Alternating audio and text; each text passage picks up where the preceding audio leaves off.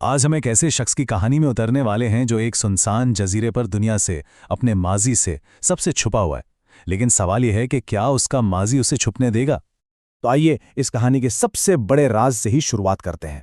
आखिर क्यों कोई शख्स सब कुछ छोड़ छाड़ कर एक वीरान जजीरे पर अकेले रहने पर मजबूर हो जाता है? इस एक सवाल के पीछे ना एक बहुत गहरी और खतरनाक दास्तान छुपी हुई है।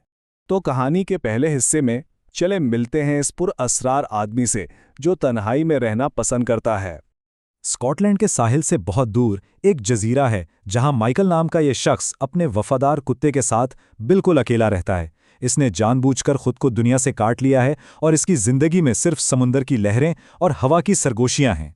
हर हफ्ते जैसी नामे एक लड़की कश्ती पर उसके लिए राशन लेकर आती है, लेकिन माइकल वो इससे बात करना तो दूर उसकी तरफ देखता तक नहीं। एक बार तो जैसी उसके लिए एक छोटा सा तोहफा भी लाती है, लेकिन वो इसे उठाता भी नहीं, वहीं जमीन पर पड़ा छोड़ देता है। माइकल के इस रवैये के बावजूद जेसी हिम्मत नहीं हारती। जब वो उसके मुंह पर दरवाजा बंद करता है ना, तो वो पीछे से चीख कर कहती है, मैं तुमसे डरती नहीं हूं। ये एक छोटा सा जुमला उसकी हिम्मत और मजबूती को जाहिर करता है।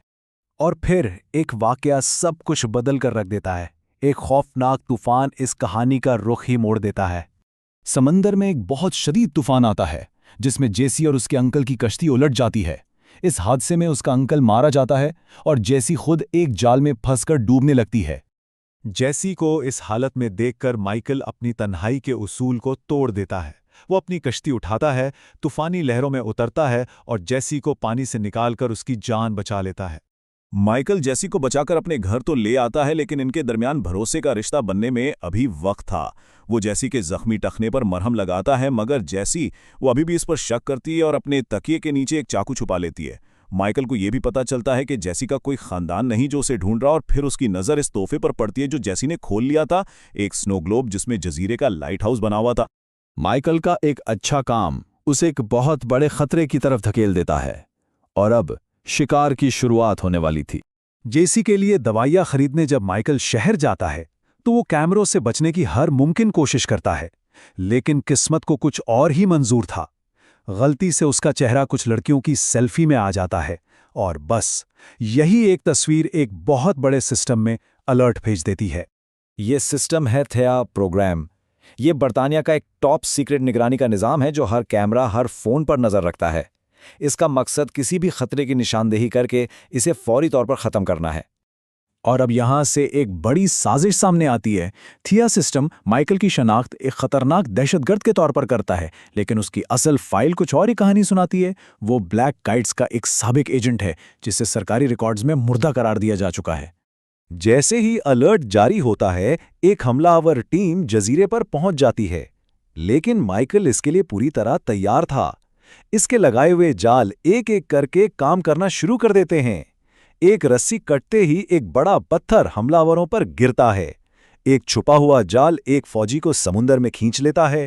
तेज रोशनी उनकी आंखें चौंधिया देती हैं और आखिर में एक फ्लेयर गन एक फौजी को आग लगा देती है। इस लड़ाई में माइकल जीत तो जाता है, लेकिन उसे इसकी बहुत भारी कीमत चुकानी पड़ती है।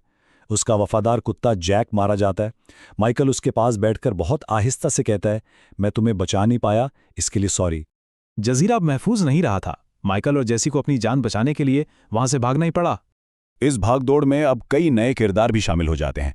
एक तरफ माइकल और जेसी हैं जो भाग रहे हैं, दूसरी तरफ है वर्कमैन, एक खतरनाक कातिल जिसे उन्हें खत्म करने के लिए भेजा गया है।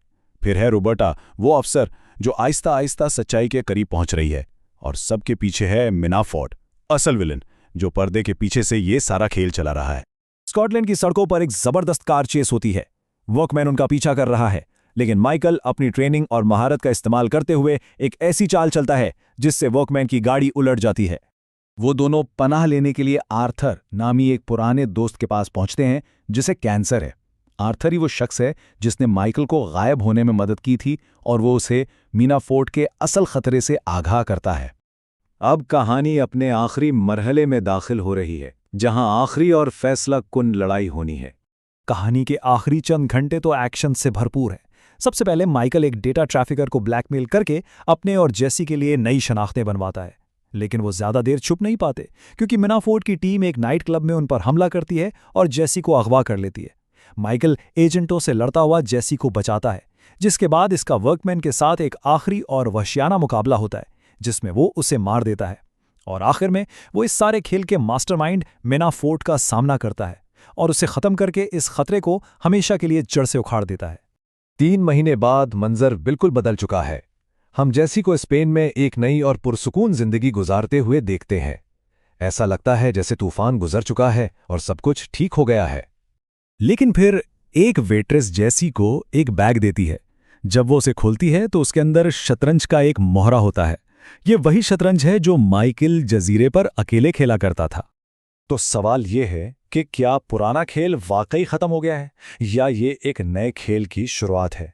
ये सवाल हमें ये सोचने पर मजबूर करता है कि इन दोनों का मुस्तकबिल क्या होगा और क्या वो वाकई कभी आज़ाद हो पाएंगे।